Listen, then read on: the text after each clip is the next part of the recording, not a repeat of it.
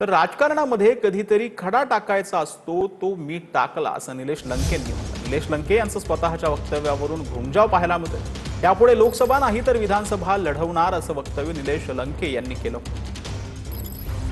नाही, राजकारणात तुम्ही कधी कधी ज्यावेळेस राजकीय प्रवाहात असता त्यावेळेस कधी कधी गुगली टाकायची असते.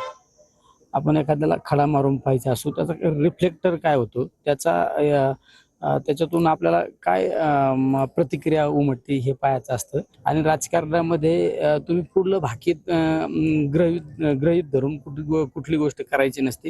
राजकारणामध्ये काही कोणी अमरपट्टा घेऊन आलेलं नसतं. शेवट हा एक माझा राजकीय डाव होता ते वक्तव्य करण्यामागे.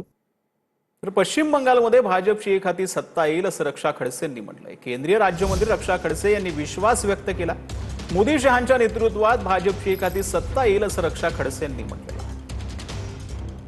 बंगाल आणि जे बाकीच्या राज्यांमध्ये जे इलेक्शन झालेलं आहे तुम्ही बघू शकता, खास करून बंगालमध्ये मतदानाचं टक्केवारी खूप वाढलेली आहे. तर नक्कीच मला पूर्ण विश्वास आहे की तिथे आदरणीय प्रधानमंत्री मोदी साहेबांवर विश्वास ठेवून बंगालच्या सगळ्या लोकांनी भारतीय जनता पार्टीला मतदान केलेलं आहे आणि ह्यावेळेस तिथे भारतीय जनता पार्टीची सरकार आहे.